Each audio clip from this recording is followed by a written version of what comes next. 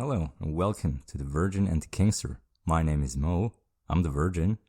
And I'm Absidy Flash, and I'm the Kingster. In this episode we're gonna talk about our sexual experiences or lack thereof and how we ended up where we are in life. Yeah, basically why I'm the Kingster and why you're the Virgin. Yeah. Is that a weird thing to be a virgin at 30?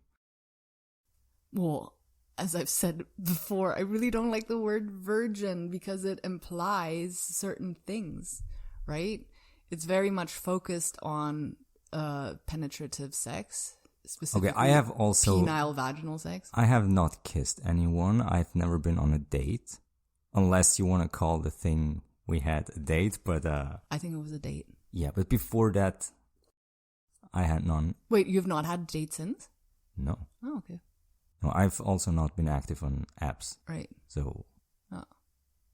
But like, why? I think it's so much nicer. Okay, granted, for the sake of the podcast name, I do like the Virgin and the Kingster. Has a nice ring to it. It sure does. But I do think that, like, yeah, lack of sexual experience or no sexual experience has a nicer ring to it, or it says so much more than virgin. What do you think? I think it's quite a mouthful. Also, all those good Christian girls who wanna claim to be a virgin, but still give their boyfriend anal sex, they couldn't say they have no sexual experience. Yeah, but I think that's why we need to like get away from all of that. See, because it really implies, as like you just proved my point, it really implies penile vaginal sex. Yeah, but I think when someone says they are a virgin, then you have a certain image in mind. Yeah. Of someone who has no sexual or romantic experience. Even though technically that may not be true, but... Yeah. Yeah, it sure conjures a certain image. Yeah, maybe of Steve Carell having his chest waxed. Chest waxed, yeah. Have you gotten anything waxed? No. Do you want to? Actually, I have waxed my armpits once. Okay, but not your ball sack. Nope. Do you think you would ever? I think I would rather have it lasered off. No, but that defeats the purpose. No. Like, it's what? About the no. pain. How so? No, it's not about the pain. Okay, for me it is. You want the result. Hence, I'm the Kingster. Yeah. I like the process. The process of the pain. The pain of getting waxed. Well, I think that's a funny bit, at least. What about, like, getting your entire head waxed? Like, from back of your neck all the way over your head, and then, like, face. I know someone who tried to wax his mustache. Oh, my. A guy. Yeah. And, like, he was bleeding pretty badly afterwards. Oops. So, no. No? Okay. All right. Wait, how did we get to this? We were talking about virginity and why you think that's a bad word and why I think it doesn't really matter because people are smart enough to put words into context. At least that's my hope. Okay. Well, in the bubble that I like live in, yeah, virgin just carries certain connotations but yeah, I'm fine with it. Like, you can call yourself a virgin. I'm okay with that, obviously. Thank you very much. Yeah, so how did we get here? So why, well, no, your question was like, is it weird to be 30 and a virgin, aka have no sexual experience? And is it weird? Like, I don't know. It's uncommon, maybe, but I don't think it's weird. It's definitely uncommon. And I think, depending on where you live, it's becoming more and more common. Like, Japan, I think, has a lot of, at least men who are older, as in 30 and up, who have no sexual experience. But it is something that makes people kind of wonder. Yeah, although I read an article just last week, is it Gen Z, the really young generation? I always get everything confused. I don't know. Well, the young generation, or the generation at the moment that's like in their early 20s, how generally they've become less and less interested in sex and sexual activity, and that it's for them more about having connections with people than physical experiences. Well, I'm surprised that there's like, they don't want to have sex, but at the same time they want to have connection with people, because I would say that at least one of the reasons why it never happened to me, in air quotes I would say, is because I didn't have enough connection with people. Right. Like, you know, if you meet people of your preferred sex, if you meet enough of them and you socialize with them, like, chances are things will happen at one point, you know. Maybe you go to a party, you get a bit drunk, you make out with someone, and yeah, so I'm surprised that you say that Gen Z or whoever is more interested in connecting with people, but less interested in having sex. Yeah, I should find that article again, and like, we can put a link to it or something. Because as we all know, like, or maybe people don't know, but with me, it's always good to fact check, just because I get confused very easily. And yeah, okay, so you are a virgin because you haven't had the chance yet to connect with someone.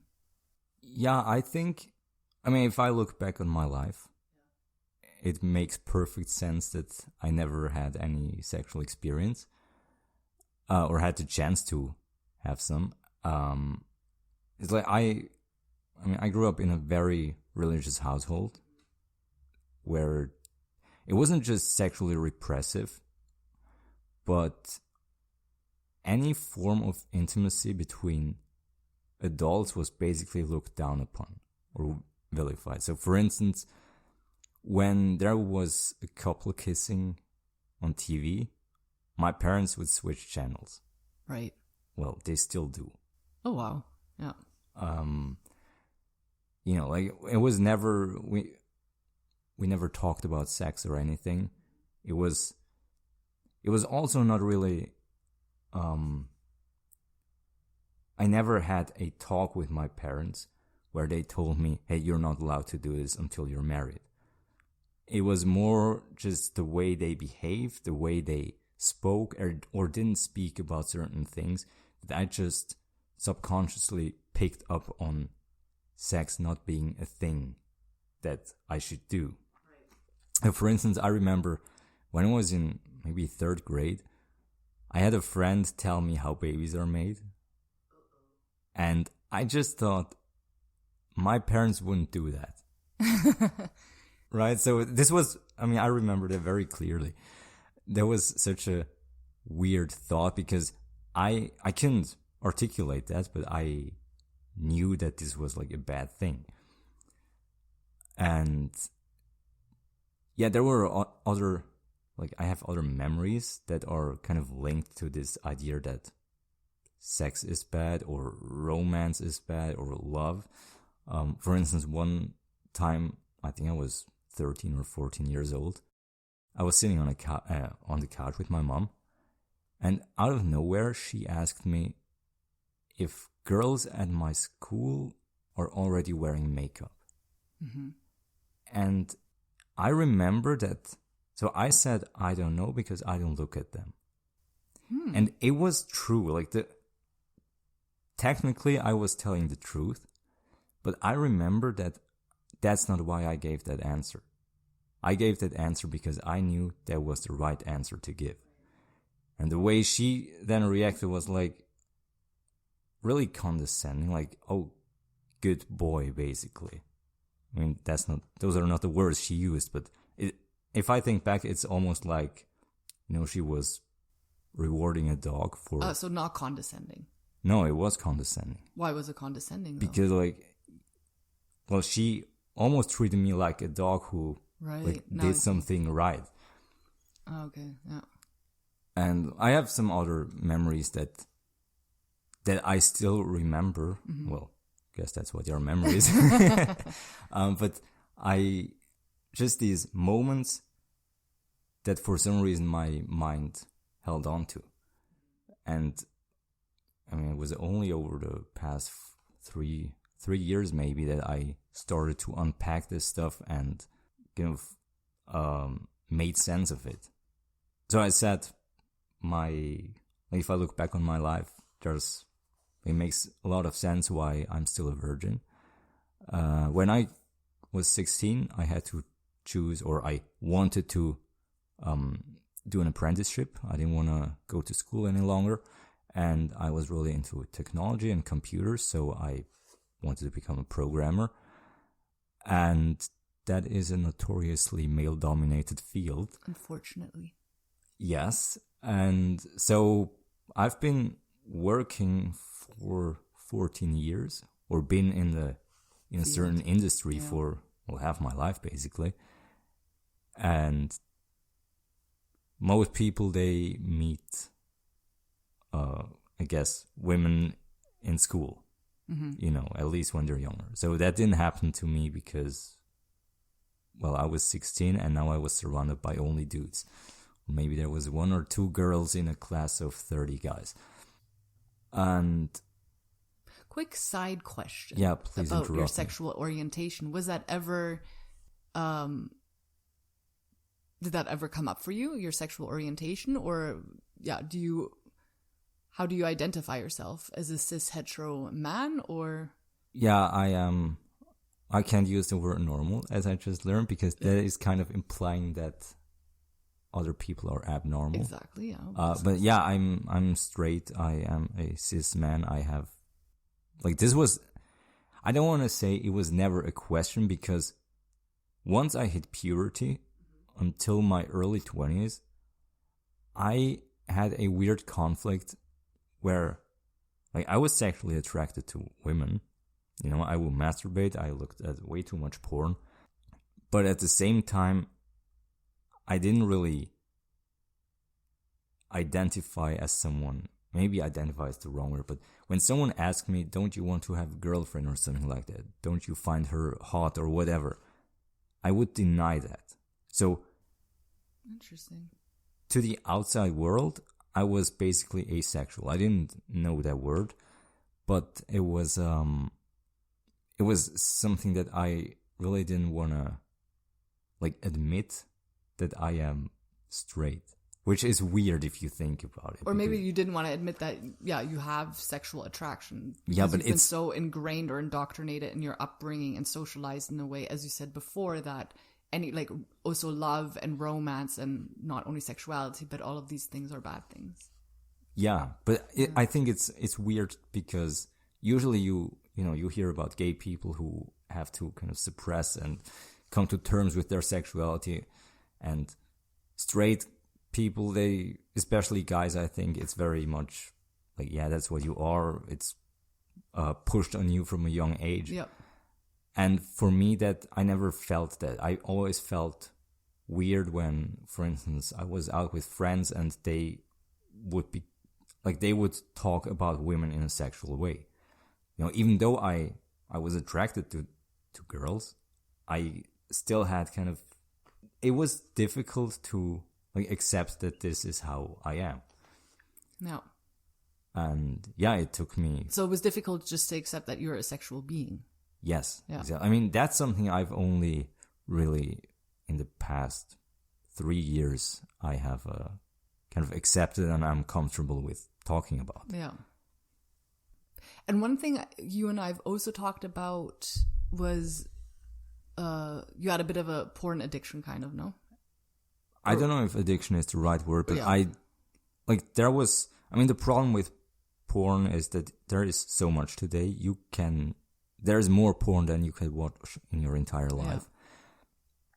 Yeah. I had unlimited access to that, and it kind of fills that sexual need. Mm-hmm. So I guess before porn was as readily accessible as it is today, guys probably had to, there was an urge to talk to girls, to break the rules if they come from a very sheltered home. And for me, that was something I could do. I didn't have to, I could just watch porn, have my sexual fulfillment, in air quotes, through that and then forget about it. Mm-hmm. And there is definitely an addictive aspect there because, well, there is so much porn that you can watch that you don't just watch porn, jerk off, and you're done. Like, you can watch it forever. Yeah. And unlike food or, I guess, drugs, there is not really a physical limit where your body stops you from engaging in that behavior, but you can just consume without any restrictions. Yeah, that definitely didn't help, I think. Yeah. I found it interesting what you just said, that you think that before porn was so easily accessible that you think that maybe men would have more not the urge, but more the need to approach women, kind of, to fulfill a sexual need. Did I understand that correctly? Yeah, I think, no, that's pretty much it. I think it was just, I think that's an interesting take on it, though, because, like, porn has always existed, right? But not to the same extent. Not to the same, but magazines and stuff. Yeah, like so Hustler, you buy a magazine and then you look through it and that's it. Maybe you look through it twice, but... Oh, I think you underestimate it, though. I think this is where our age difference maybe also becomes evident, because, like, yeah, you can look at the same images and read the same stories or books over and over again, and still be titillated by it, if you will. Really? Totally. I mean, stories and books I can understand, but images? For sure. I think, like, for me, porn was always very disposable. Like, you watch something once, and it was very rare that I would go back to something I've already watched. Yeah, but before the internet, the World Wide Webbage, it was different. Because then I would also have tapes with, like, or DVDs or what, yeah, more DVDs with porn on it, and then you just, like, consume that over and over again. You find your favorite bits. Yeah, I think there is less of an addictive aspect there, though. Because if you watch the same thing, like, there is not this novelty part of it.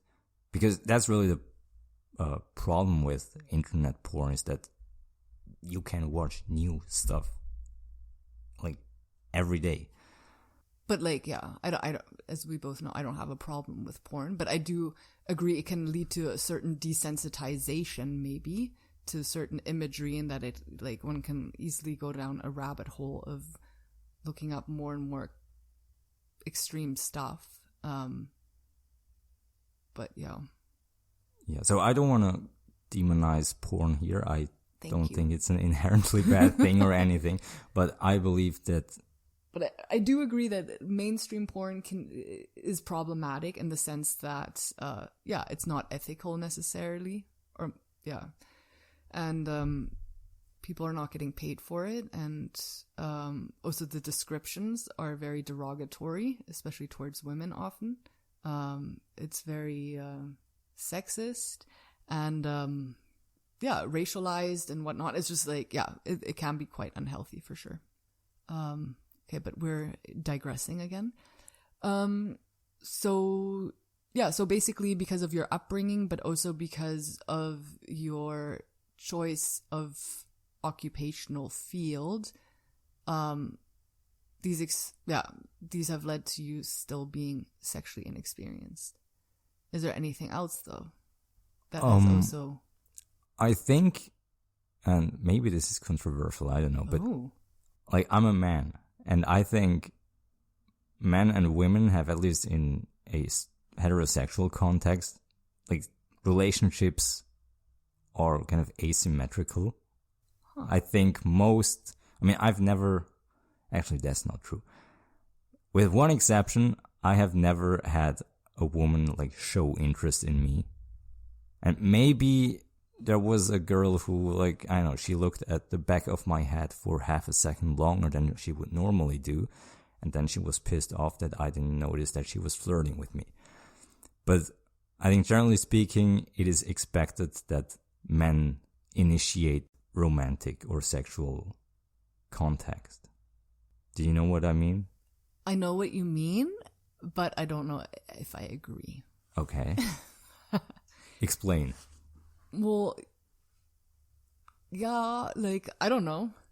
Like, these are the kinds of things that I want to have changed in the world. Like, I don't agree with it. I think women should have agency over their sexuality and their desires and wants, and should make the first move if they so want to, and like that there should just be a better communication between human beings. Like, we can't read each other's minds, so if we don't explicitly tell each other that we're interested in a non-creepy, invasive way, then there's not always a way of knowing, you know? Sure, but then you get rejected, and rejection is part of life. Yes, but if you can avoid it, you probably will. I'm not saying that I don't agree with it should be this way, but I think it isn't, and that's why. So would you say that you have a fear of rejection, and that's another reason why everyone has? Sorry? Everyone has. Sure, but maybe some more than others. Maybe. I was really comfortable in my situation, so I didn't have to push myself to do something that I'm kind of scared of. You were comfortable. Is that comfortable or uncomfortable? No, it's like that situation where you are like in denial of your sexuality. You are like not happy, but you would jerk off to porn because it satisfies that need. Yeah. There is comfort in that. Sure.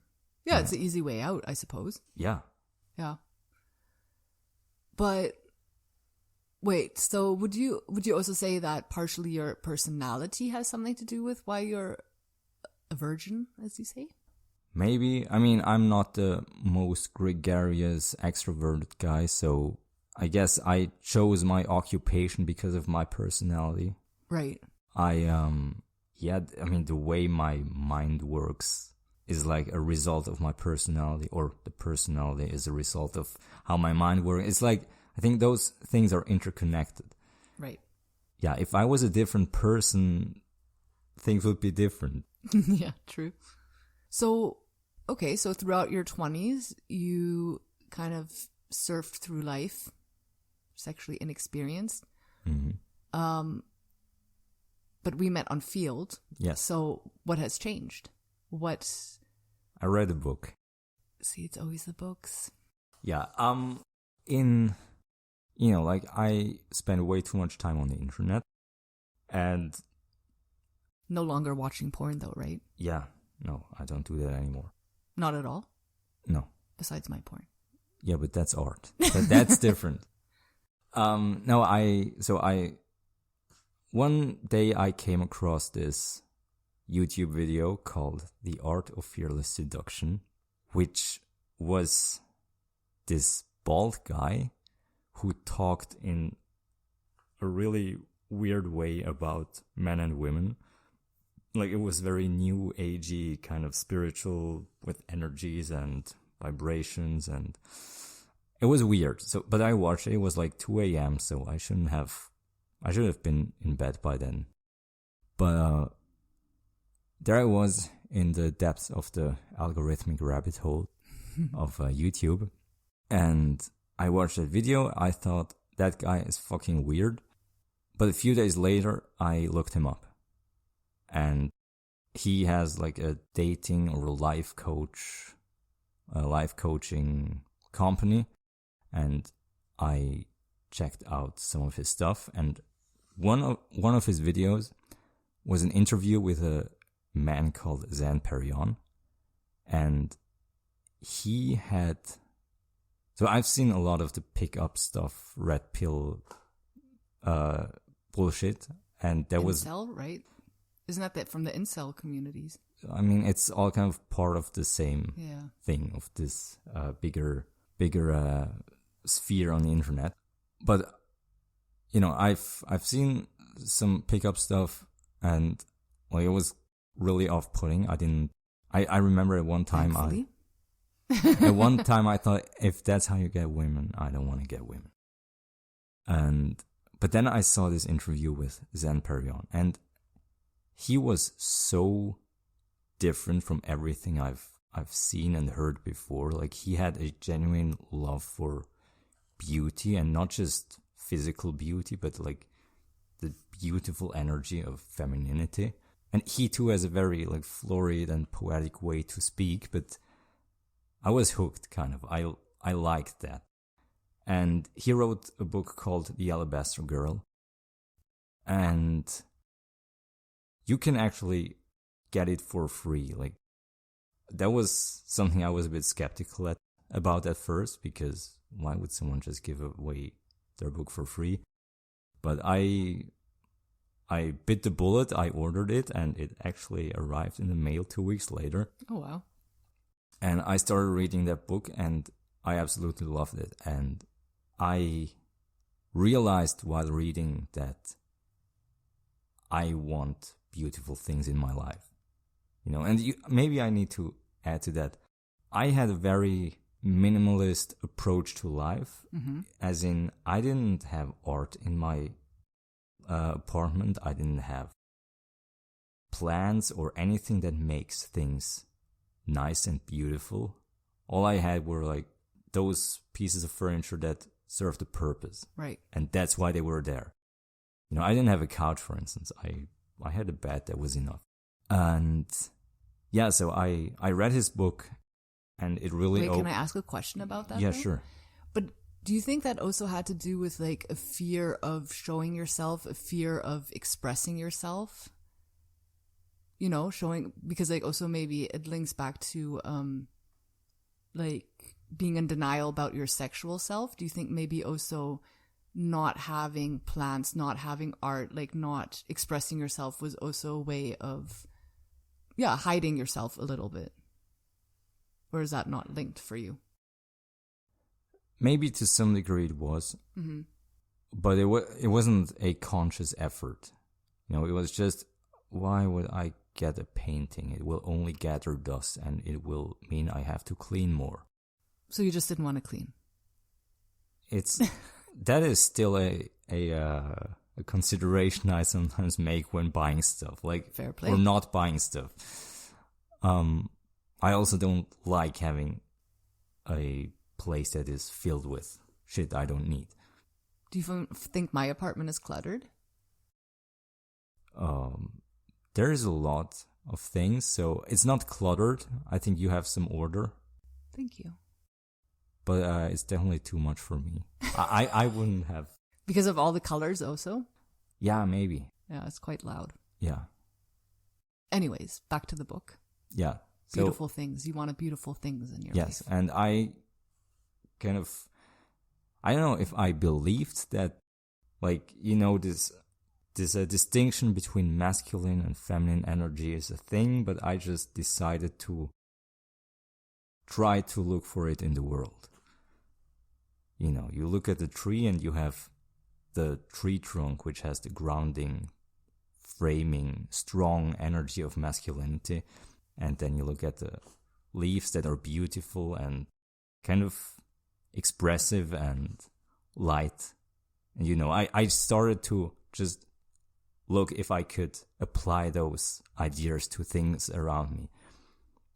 And it kind of worked. So I'm not saying there is really some form of energy that we can't detect, but like, I don't know, it feels like that. Yeah.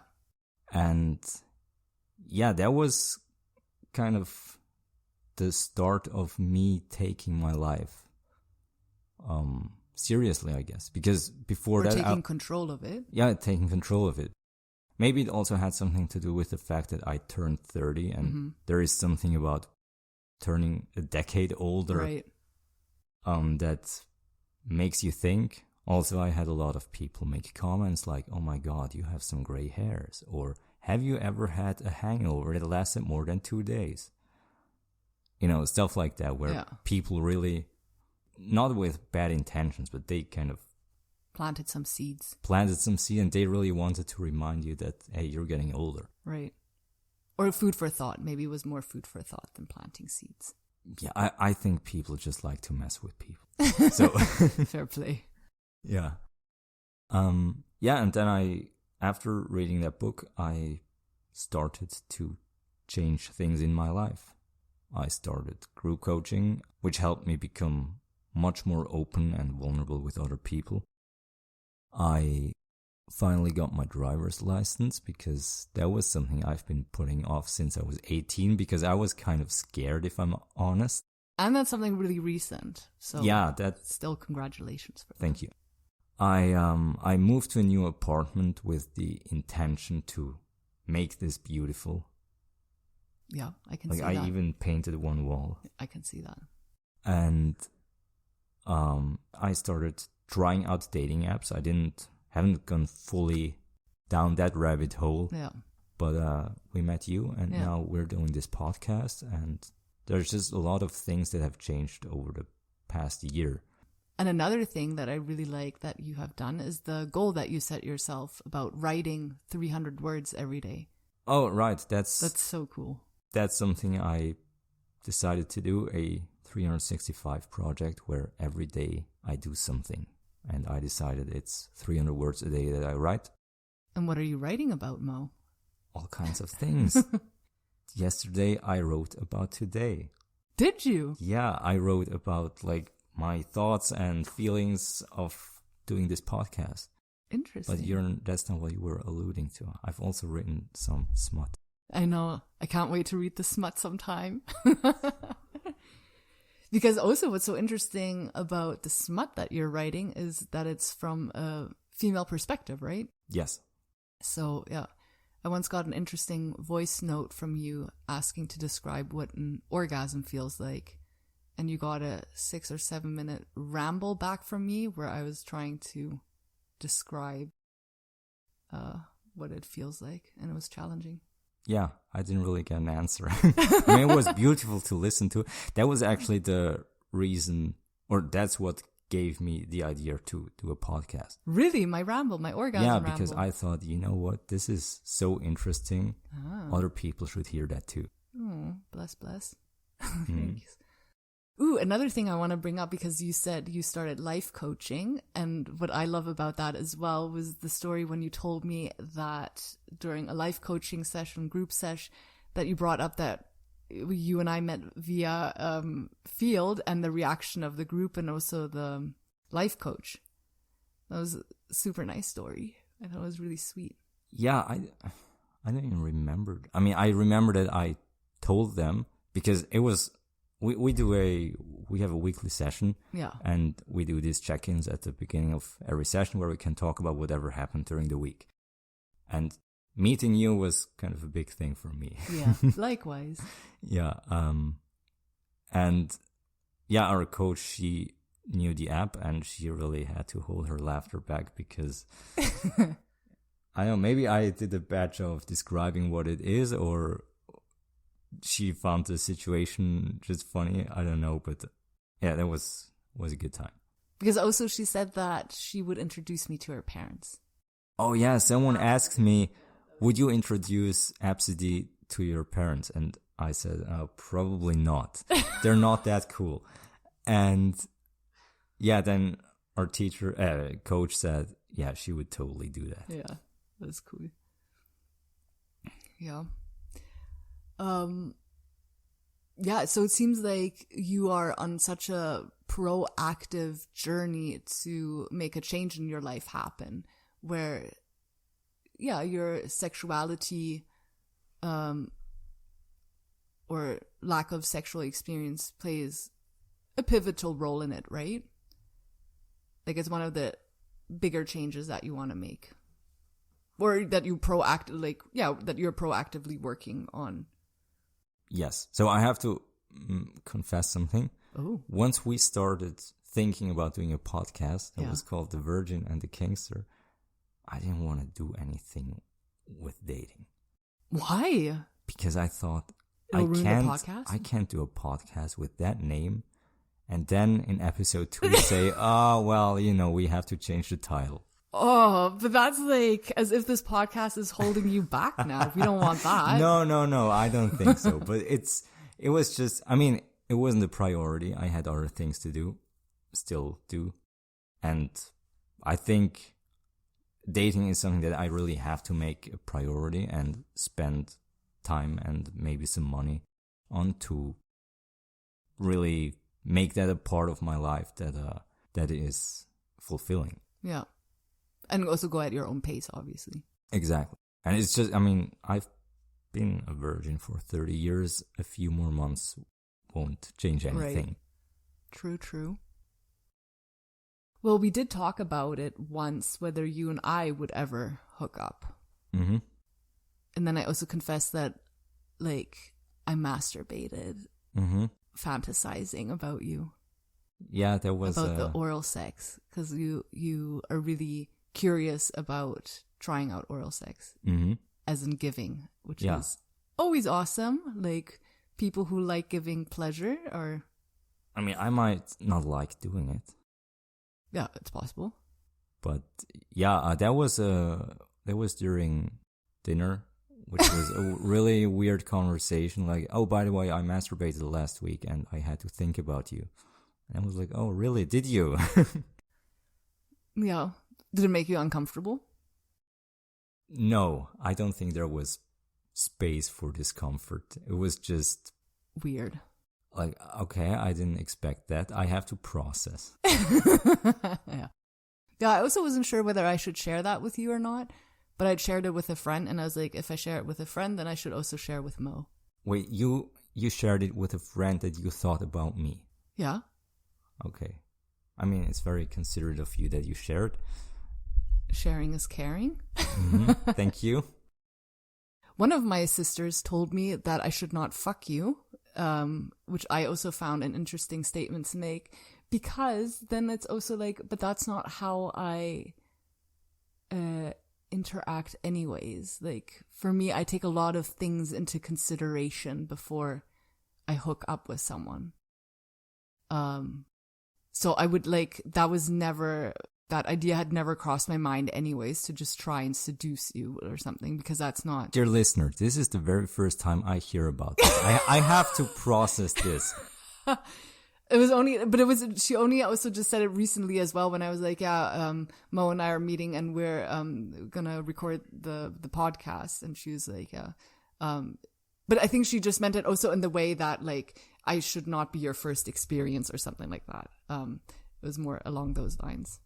I don't think she would have anything against it if you and I were to hook up. But it's like, I think sometimes people who don't know me that well, or also my sister who doesn't know that much about my, how I date or fuck or whatever, it's very well thought through usually when I do hook up with someone, and I take like power dynamics into consideration and all other kinds of things. So I would have never just tried to seduce you without checking in with you, or Do you think I'd just be at your mercy? No.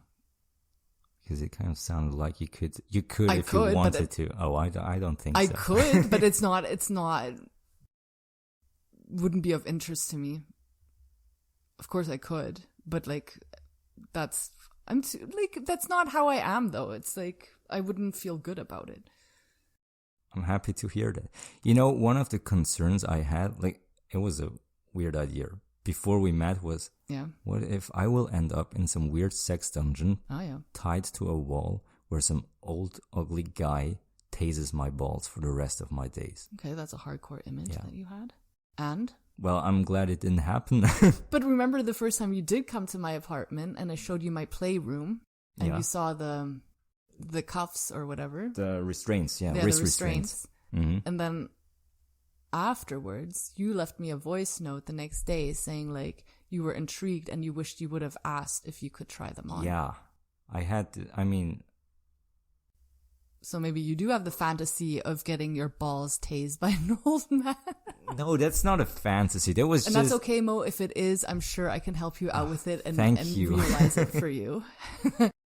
No, I was just in that situation where I was for the first time in a playroom. Right. You know, I've never seen something like that in real life. And just the thought came to my mind, I have to try this. Yeah. Like, just to know what it feels like to be restrained, yeah. But it's quite a boring playroom at the moment, right? It's not, I don't find it that... it's very empty. It's just empty, yeah. but it's good for making films and having sessions. It still needs work, but I don't know what to do with it. Yeah, so talking of making films, you are not a virgin. No. You have I have sexual experience. Yeah, quite a lot of it. But how long have we been talking for? 40 minutes. So then I would say we should save what the Kingster is and does for a separate episode, because we know there's going to be a lot of rambling. Yeah, that's probably a good point. Is there anything you want to add? Because I did interrupt a few times and ask questions. Is there anything that you still want to share about you and you being a virgin and that part of you? I don't think so. It's not really part of my identity, so it's not? No. Interesting. I think otherwise I wouldn't be doing this podcast. What? Why? Because me being kinky, like, is part of my identity, I suppose. I mean, all I talk about is sex. I think having sex for me is not going to change me. That's just an assumption I'm going to make. It's not going to change what? Me as a person. Like, I don't think I'm going to add to you as a person. No, like, obviously it's not going to change the core of who you are, but yeah, I don't know. Like, for me, sexuality just plays such a big role in my life. I mean, we'll get into that in the next episode, but yeah. Well, we'll have to wait and see, Mo, and see when you have sexual experience what it does to you or with you. Yeah, well, maybe now I have to hold out a bit longer. Edge play. Yeah. Or maybe you're just being a cock tease, but without the cock. Yeah, maybe you're just being a tease. Yeah, maybe. I like it. Good. I like that too. No, I don't think there's anything to add, so should we wrap up? Yeah, let's wrap up. Good, then. Thank you for listening, and I hope to talk to you next time. Yeah, me too. Ciao, ciao. Bye.